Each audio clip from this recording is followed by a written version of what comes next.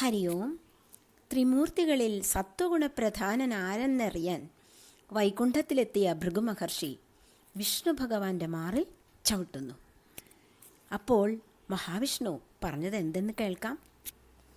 അതീവ കോമളൗ താദാ ചരണൗ തേ മഹാമുനേ ഇത്യുക്ത്വാ വിപ്രചരണൗ മർദ്ദയൻ സ്വേന പാണിന. അങ്ങയ്ക്ക് പാദങ്ങൾ വേദനിച്ചില്ലല്ലോ എന്നാണ് ചോദിച്ചത്. ഓം നമോ ഭഗവതേ വാസുദേവായ. ശ്രീമദ് നാരായണീയം ദശകം 89 വൃകാസുര കഥയും ഭൃഗുപരീക്ഷണവും. ശ്ലോകം 1. വൃത്തം ശിഖരിണി. രമാജാനേ ജാനേ യദി തവ ഭക്തേഷു വിഭവോ ന സമ്പദ്യ സദ്യഃ തദികമദകൃത്വാ ദശമിനാം പ്രശാന്തിം കൃത്വൈവ പ്രദിശസി തദഃ കാമമഖിലം പ്രശാന്തേഷു ക്ഷിപ്രം ന ഖലു ഭവദീയേച്യുതി കഥാ.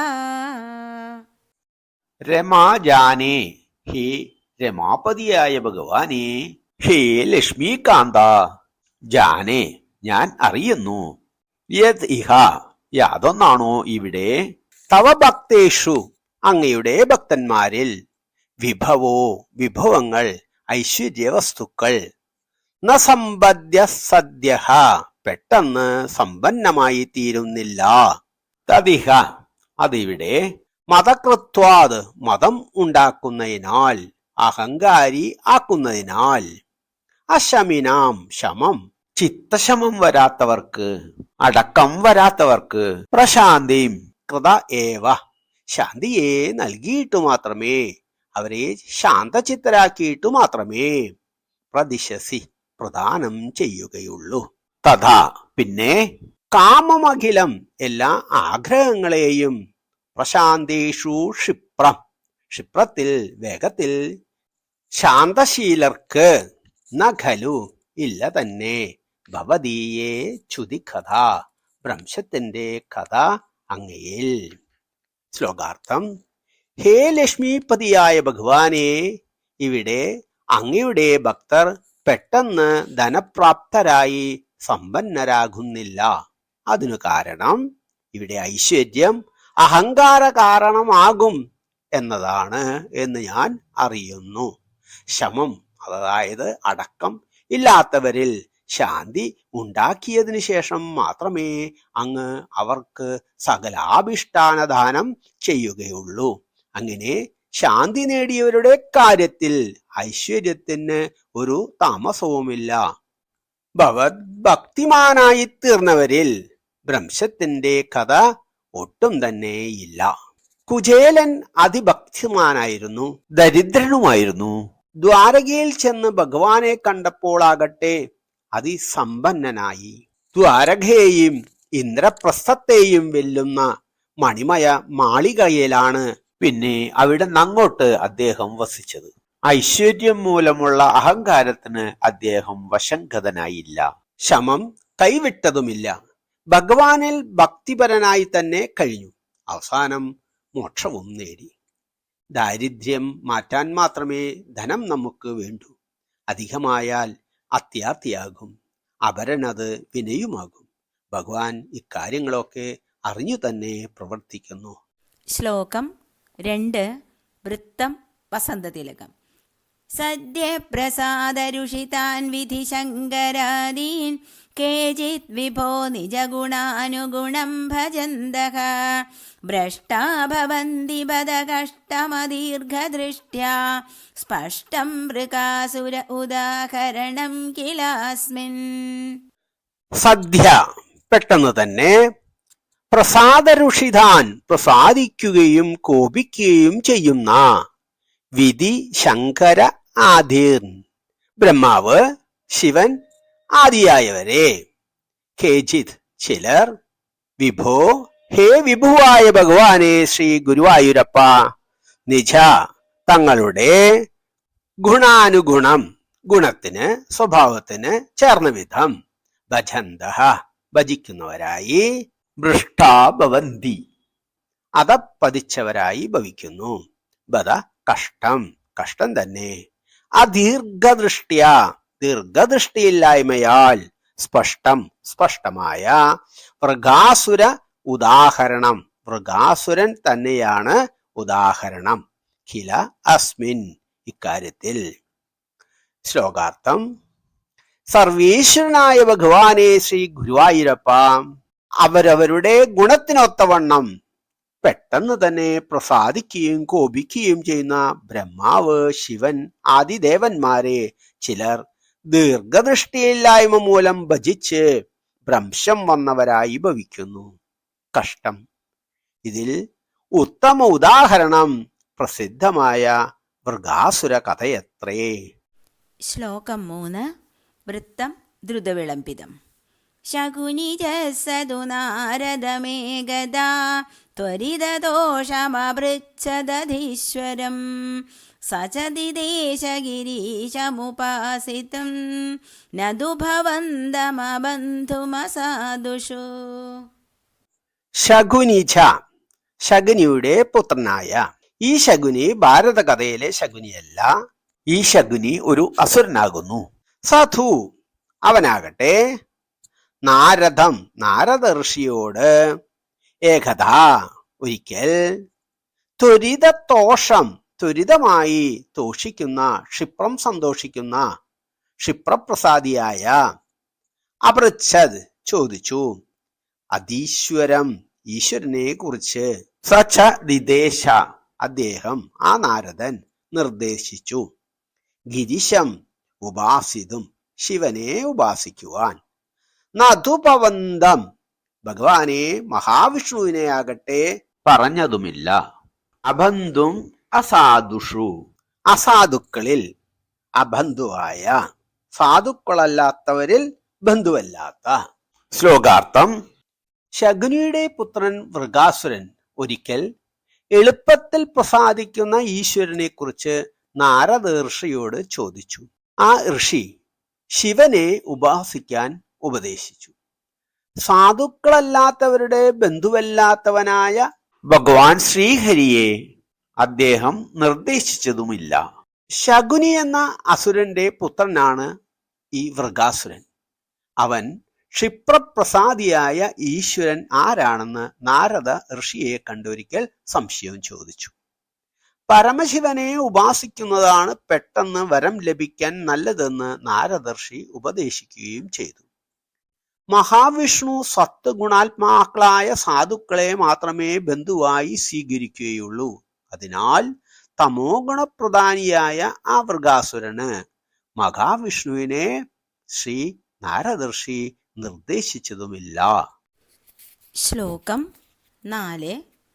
വൃത്തം ശിഖരിണി. തപത്തപ്ദ്വാഘോരം സഖലു കുപിതഃ സപ്തമദിനേ ശിരചിത്വാ സദ്യഃ പുരഹരമുപസ്ഥാപ്യ പുരതഃ അതിക്ഷുദ്രം രൗദ്രം ശിരസി കരദാനേന നിധനം ജഗന്നാഥാദ്വവ്രേ ഭവതി വിമുഖാനാം ക്വ ശുഭദീഃ.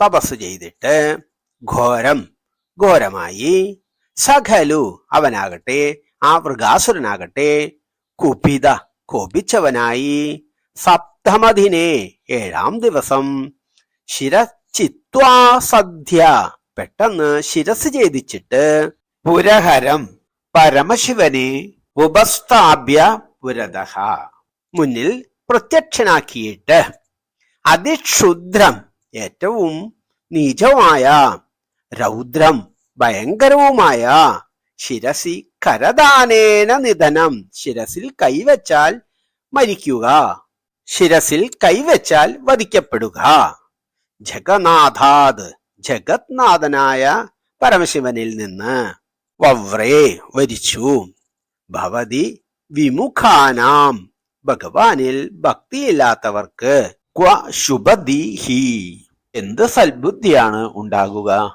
ശ്ലോകാർത്ഥം: ആ വൃകാസുരനാകട്ടെ ഘോരമായി തപസ്സു ചെയ്ത് 7-ാം ദിവസം കുപിതനായി ശിരസ്സിനെ ഛേദിക്കവേ പരമശിവൻ പ്രത്യക്ഷമായി അവൻ തലയിൽ കൈവയ്ക്കുന്നവൻ മരിക്കണം എന്ന നീചവും രൗദ്രവുമായ വരത്തെ വരിച്ചു.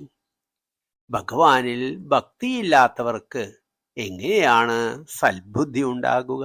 ശ്രീ പരമേശ്വരനാണ് ക്ഷിപ്രപ്രസാദിയെ എന്ന് നാരദനാൽ ഉപദേശിക്കപ്പെട്ട വൃകാസുരൻ കേദാരക്ഷേത്രഘട്ടത്തിൽ ചെന്ന് അഗ്നി വളർത്തി സ്വദേഹത്തിൽ നിന്ന് അറുത്തെടുത്ത മാംസം അഗ്നിയിൽ ഹോമിച്ച് അഗ്നിമുഖനായ ശിവനെ തപസ് ചെയ്തു.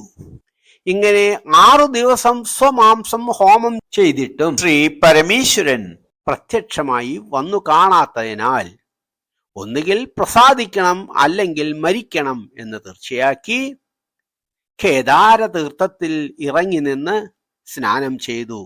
തന്റെ ശിരസ് മുറിക്കാനായി വാൾ കയ്യിലെടുത്തു. ഉടനെ മഹാകൃപാനിധിയായ ഭഗവാൻ ശ്രീ പരമശിവൻ അഗ്നി പോലെ ഉജ്ജ്വലിക്കുന്ന സ്വരൂപത്തോടുകൂടി അവനെ നിരോധിച്ച് അവന്റെ കൈകളിൽ പടർന്നു പിടിച്ചു. അരുത് അരുത് എന്ന് പറഞ്ഞ് നിരോധിച്ചു.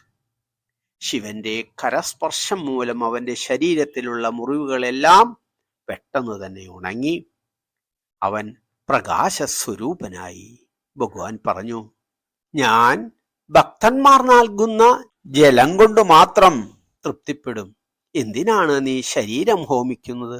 മഹാപാപിയായ അവൻ പക്ഷേ താൻ ആരുടെ ശിരസിൽ തന്റെ കൈ വെക്കുന്നുവോ അവൻ അപ്പോൾ മരിക്കണം എന്ന വരം മഹാദേവനിൽ നിന്ന് നിർബന്ധമായി നേടി.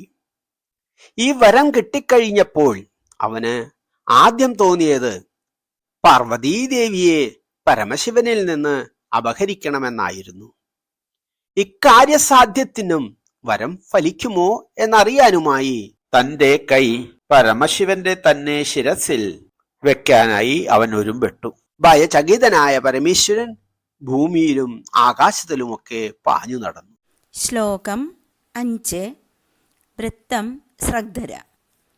മോക്താരം ബന്ധമുക്തോ ഹരിണപതിരിവ പ്രാദ്രവത്സോധരുദ്രം ദൈത്യാദ്ഭീത്യാസ്മദേവോ ദിശി ദിശി വലത്തെ പൃഷ്ഠതോ ദത്തദൃഷ്ടിഃ തൂഷ്ണീകേ സർവലോകേ തവ പദമധിരോക്ഷ്യന്തമുദ്വിക്ഷ്യ ശർവം ദൂരാദേവാഗ്രതസ്തം പടുവടുവപുഷാ തസ്തിഷേ ദാനവായ. മോക്താരം മോചിപ്പിച്ചവനെ തന്നെ. ബന്ധമുക്തോ ഹരിണപതി ഇവ. ബന്ധമുക്തമായ സിംഹം എന്ന പോലെ പ്രാദ്രവത് കുതിച്ചോടിച്ചെന്ന് സ അധരുദ്രം. പിന്നെ വരം കിട്ടിയ ഉടനെ അവൻ ആ വൃകാസുരൻ ശ്രീരുദ്രനു നേരെ തന്നെ ദൈത്യാത് ഭീത്യാസ്മദേവോ. ദൈത്തിൽ നിന്ന് ഭയന്ന ആ ദേവൻ ദിശി ദിശി വലധേ ദിക്കുകൾ തോറും വലനം ചെയ്തു പാഞ്ഞു നടന്നു. പൃഷ്ഠതോ ദത്തദൃഷ്ടിയും പിന്നിലേക്ക് കണ്ണുകളയച്ച് പിന്തിരിഞ്ഞ് നോക്കിക്കൊണ്ട് തൂഷ്ണികേ സർവലോകേ സർവലോകരും ഒന്നും മിണ്ടാതിരുന്നപ്പോൾ തവ പദം അതിരോക്ഷ്യന്തം വൈകുണ്ഠത്തെ പ്രാപിക്കാൻ ഉദ്ദേശിക്കുന്നതായി ഉദ്വീക്ഷ്യ ദർശിച്ചിട്ട് ദൂരാദേവ ദൂരത്തു നിന്നു തന്നെ അഗ്രതത്വം അങ്ങ് മുന്നിൽ പടുവടുവപുഷ ഒരു സമർത്ഥ ബ്രഹ്മചാരിയുടെ ശരീരത്തോടെ തസ്തിഷേ ദാനവായ ദാനവനായിക്കൊണ്ട് സ്ഥിതി ചെയ്തു. ശ്ലോകാർത്ഥം: പിന്നെ ആ വൃകാസുരൻ ബന്ധനത്തിൽ നിന്ന് വിമുക്തമായ ഒരു സിംഹം എന്ന പോലെ ശ്രീ പരമേശ്വര നേരെ ഓടിയെടുത്തു. ദേവൻ ദൈത്യനെ ഭയന്ന് പിന്നിലേക്ക് നോക്കി നോക്കി ദിക്കുകൾ തോറും ഓടാനും തുടങ്ങി. സർവലോകരും മൗനം അവലംബിക്കേ അങ്ങ് ശ്രീ മഹാവിഷ്ണു ശ്രീ പരമേശ്വരൻ തന്റെ വാസസ്ഥാനമായ വൈകുണ്ഠത്തിലേക്ക് വരുന്നവനായി ദർശിച്ച് സമർത്ഥനായ ഒരു ബ്രഹ്മചാരിയുടെ വേഷത്തിൽ ആ ദാനവന്റെ മുന്നിലായി സ്ഥിതി ചെയ്തു.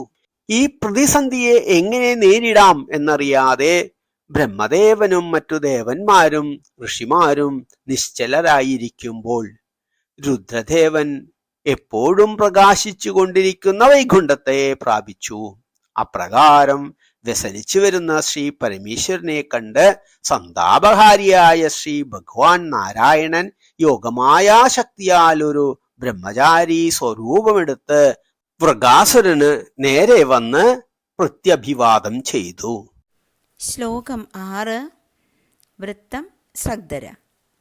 ഭദ്രം തേ ശാകുനീയ ഭ്രമസി കിമധുനാ ത്വം പിശാചസ്യ വാച സന്ദേഹശ്ചേത്മദുക്തൗ തവ കിമുന കരോഷംഗുലീം അംഗമൗലൗ ഇത്തം ത്വദ്വാക്യമൂഢ ശിരസി ഹൃദകരസോപദച്ഛിന്നപാദം ഭ്രംശോ ഹ്യേവം പരോപാസിതുരപി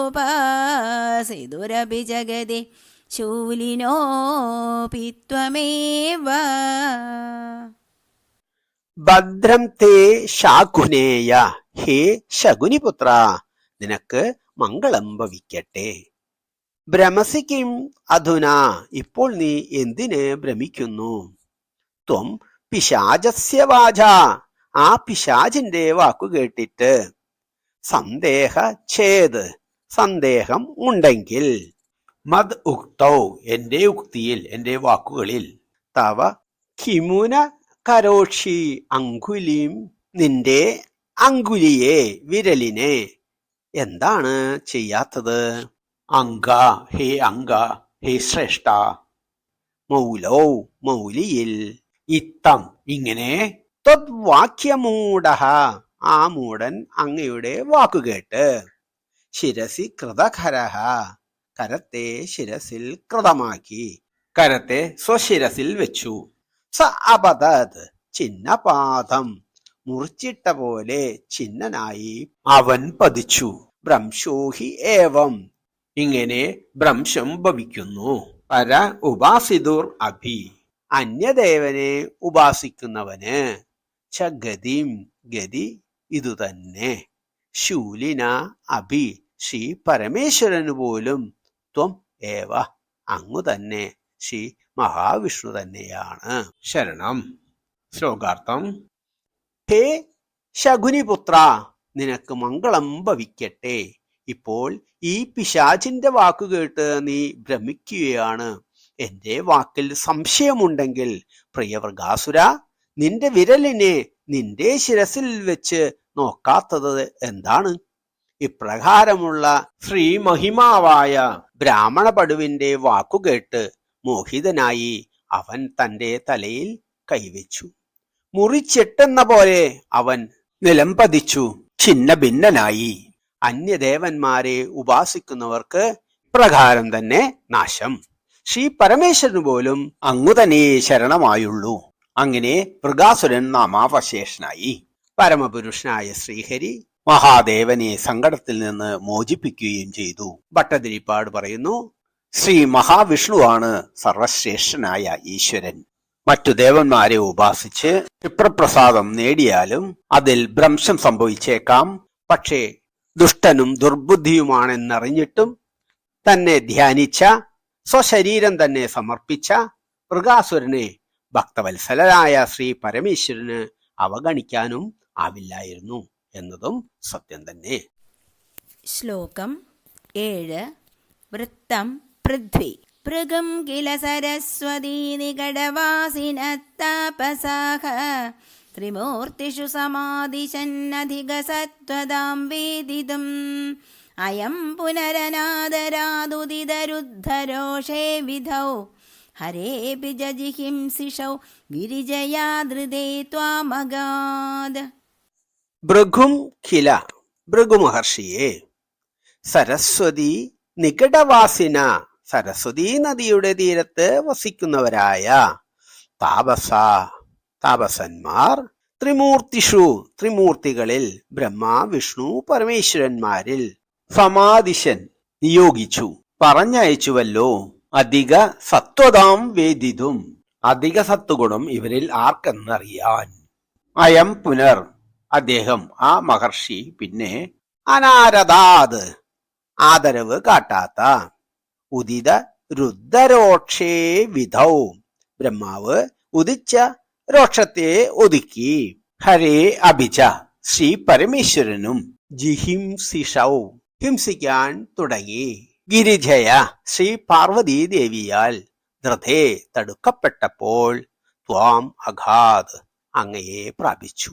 ശ്ലോകാർത്ഥം: സരസ്വതീ നദീതീരവാസികളായ താപസന്മാർ ത്രിമൂർത്തികളിൽ വെച്ച് സത്വഗുണം ആർക്കാണ് അധികമുള്ളത് എന്നറിയുന്നതിനായി ഭൃഗു മഹർഷിയെ പറഞ്ഞയച്ചുവത്രേ.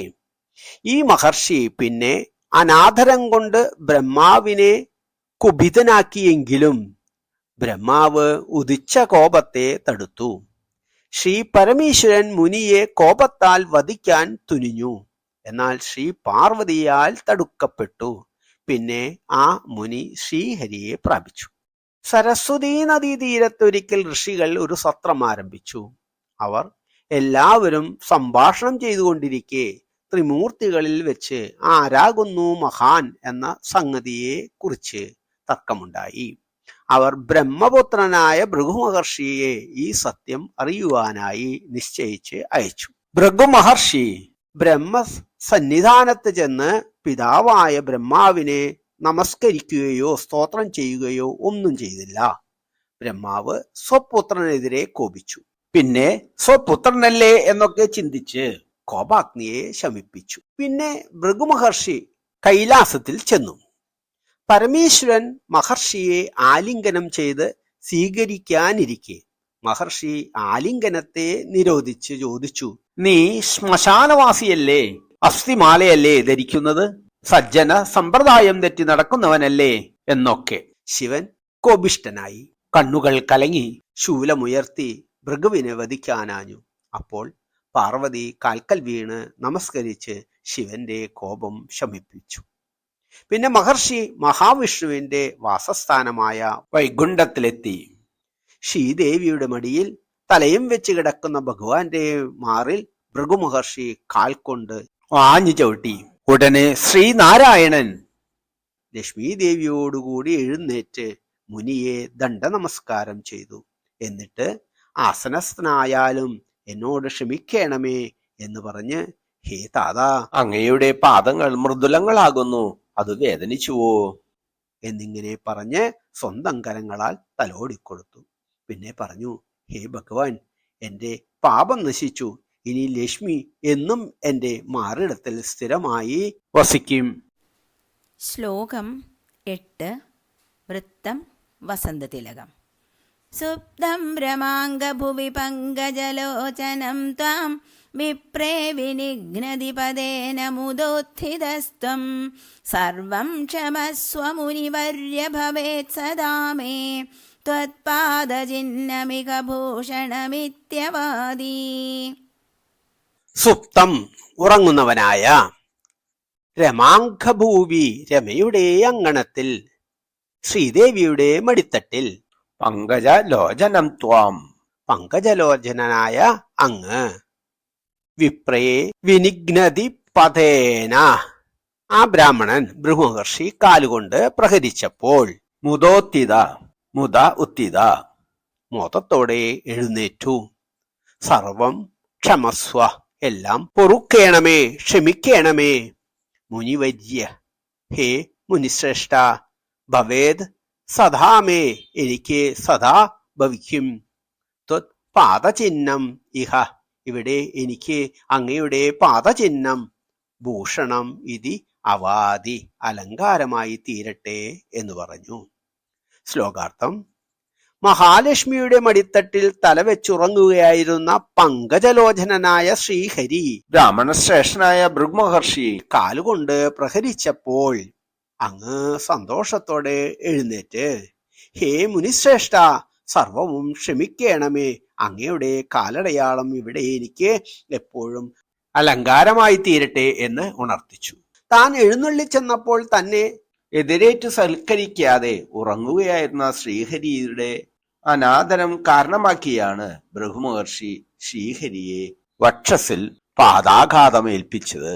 എന്നിട്ടും ഹേ മുനിശ്രേഷ്ഠ, അങ്ങയുടെ മൃദുലപാദം വേദനിച്ചുവോ? ഗംഗാദി പവിത്ര നദികൾക്കും പരിശുദ്ധി ഉണ്ടാക്കുന്ന അങ്ങയുടെ പാദം കഴുകിയ തീർത്ഥജലം എന്നിൽ ഇരിക്കുന്ന ലോകപാലരെ പരിശുദ്ധമാക്കണമേ എന്നൊക്കെ ശ്രീഹരി പറഞ്ഞു. ഇനിമേലിൽ ഈ പാദമുദ്ര പതിപ്പിച്ച എന്റെ മാറിൽ ശ്രീലക്ഷ്മി സദാ വസിക്കാനിടവരട്ടെ. പാദമുദ്ര എനിക്ക് അലങ്കാരമായി തീരട്ടെ. ഈ പാദമുദ്ര ശ്രീവത്സം എന്ന പേരിൽ എന്നുമെന്നും അറിയപ്പെടും എന്നൊക്കെ പറഞ്ഞ് മുനിയെ ശ്രീഹരി സന്തുഷ്ടനാക്കി. ശ്രീഹരിയുടെ ഈ വചനങ്ങൾ കേട്ട് ആ ഭൃഗുമുനി ആനന്ദഭരിതനായി. ആനന്ദ ബാഷ്പാശ്രു നേത്രങ്ങളിൽ നിറഞ്ഞതിനാൽ ഒന്നും സംസാരിക്കാനാകാതെ മിണ്ടാതിരുന്നു. ശ്ലോകം 9. വൃത്തം വസന്തതിലകം. നിശ്ചിത്യതേ ച സുദൃഢം ത്വയി ബദ്ധഭാവാ സാരസ്വതാ മുനിവരാദധിരേ വിമോക്ഷം ത്വാമേവമച്യുത പുനച്യുതിദോഷഹീനം സത്തോച്ചയൈകതനുമേവ വയം ഭജാമ. നിശ്ചിത്യ നിശ്ചയിച്ചിട്ട്, തേച്ച സുദൃഢം ത്വയി ബന്ധഭാവ അങ്ങയിൽ സുദൃഢമായ ബദ്ധഭാവത്തോടുകൂടി സാരസ്വതാ മുനിവര സരസ്വതീ തീരത്തെ മുനിശ്രേഷ്ഠന്മാർ ദതിരേ ധരിച്ചു വിമോക്ഷം മുക്തിയെ ത്വാം ഏവം അച്യുത അങ്ങ് ഇപ്രകാരം ച്യുതിയൊന്നുമില്ലാത്തവനെ പുനച്യുത ദോഷഹീനം പിന്നെ ച്യുതി ദോഷം ഒട്ടുമില്ലാത്ത സത്വ ഉച്ചയ ഏകതനോ സത്വഗുണത്തിന്റെ ഉച്ചസ്ഥം ഒന്നു തന്നെയായ സ്വരൂപ വയം ഭജാമ അങ്ങയെ തന്നെയേ ഞങ്ങൾ ഭജിക്കുന്നുള്ളൂ. ശ്ലോകാർത്ഥം. സരസ്വതീ നദീതീരത്ത് വസിക്കുന്ന ആ മുനിശ്രേഷ്ഠന്മാർ ത്രിമൂർത്തികളിൽ ശ്രേഷ്ഠൻ ശ്രീഹരിയായ അങ്ങു തന്നെ എന്ന് തീർച്ചപ്പെടുത്തിയിട്ട് അങ്ങയിൽ സുദൃഢമായ ബദ്ധമായ ഭാവത്തെ ധരിച്ചു. ഹേ അച്യുത, ഇപ്രകാരം ച്യുതി എന്ന ദോഷം ഇല്ലാത്തവനും സത്വഗുണം ഉച്ചസ്ഥമായി ഏകീഭവിച്ച സ്വരൂപത്തോടു കൂടിയവനുമായ ഹേ ഭഗവാനെ, അങ്ങയെ തന്നെ മാത്രം ഞങ്ങൾ ഭജിക്കുന്നു. പിന്നെ സരസ്വതീ നദീതീരത്ത് വേദോച്ചാരണം നടത്തിക്കൊണ്ടിരുന്ന മുനികളുടെ സത്രത്തെ പ്രാപിച്ച് ഭൃഗുമുനി തനിക്കുണ്ടായ അനുഭവം മുഴുവനും വർണ്ണിച്ചു പറഞ്ഞു. ത്രിമൂർത്തികളിൽ വെച്ച് വിഷ്ണു തന്നെയാണ് മാഹാത്മ്യമേറിയ ദേവൻ എന്ന് അവർ നിശ്ചയിച്ചുറപ്പിച്ചു. ശ്ലോകം 10. വൃത്തം ശിഖരിണി. ജഗത്സൃഷ്ട്യാദൗ ത്വാം നിഗമനിവകൈർവന്തിഭിരിവ സ്തുതം വിഷ്ണോ സച്ചേത് പരമരസനിർദ്വൈതവപുഷം പരാത്മാനം ഭൂമൻ പശുപവനിതാ ഭാഗ്യനിവകം പരീതാപശ്രാന്ത്യൈ പവനപുരവാസിൻ പരിഭജേ. സർവത്ര ഗോവിന്ദനാമ സങ്കീർത്തനം. ഗോവിന്ദ ഗോവിന്ദ. ശ്രീ ഗുരുവായൂരപ്പ ശരണം. ജഗത് സൃഷ്ട ആദൗ പ്രപഞ്ച സൃഷ്ടിയുടെ ആരംഭത്തിൽ ത്വാം അങ്ങ് നിഗമ നിവഹൈർ വേദ സമൂഹങ്ങളാൽ വന്ദിബീർ ഇവ സ്തുതിപാഠകന്മാർ എന്ന പോലെ സ്തുതം സ്തുതിക്കപ്പെട്ട വിഷ്ണു, ഹേ വിഷ്ണു ഭഗവാനെ, സച്ചിത് പരമരസ നിർദ്വൈതവപുഷം സച്ചിദാനന്ദം തന്നെ സ്വരൂപമായിട്ടുള്ളവനും പര ആത്മാനം ഭൂമൻ പരമാത്മസ്വരൂപനായ ഭൂമൻ സർവന്തര്യാമിയായ ദേവൻ പശുപവനിതാ ഭാഗ്യനിവഹം ഗോപശ്രീകളുടെ ഭാഗ്യനിധിയുമായവനെ, പരിതാപ ശാന്തേ പരിതാപത്തിന്റെ നാശത്തിനായി പവനപുരവാസിൻ പരിഭജേ. ശ്രീ ഗുരുവായൂരപ്പ ഞാൻ ഭജിക്കുന്നു. ശ്ലോകാർത്ഥം. പ്രപഞ്ച സൃഷ്ടിയുടെ ആരംഭത്തിൽ തന്നെ സ്തുതിപാഠകന്മാർ എന്ന പോലെ വേദസമൂഹങ്ങളാൽ സ്തുതിക്കപ്പെടുന്നവനും സച്ചിദാനന്ദ സ്വരൂപനും പരബ്രഹ്മവും ഗോപശ്രീകളുടെ ഭാഗ്യനിവഹവുമായ ശ്രീ ഗുരുവായൂരിൽ വസിക്കുന്ന ബ്രഹ്മരൂപിയായ അല്ലയോ വിഷ്ണു ഭഗവാനെ, ഞാൻ അങ്ങയെ നമിക്കുന്നു, ഭജിക്കുന്നു. പവനപുരവാസിൻ പരിഭജേ. ശ്രീ ഗുരുവായൂരപ്പ ശരണം.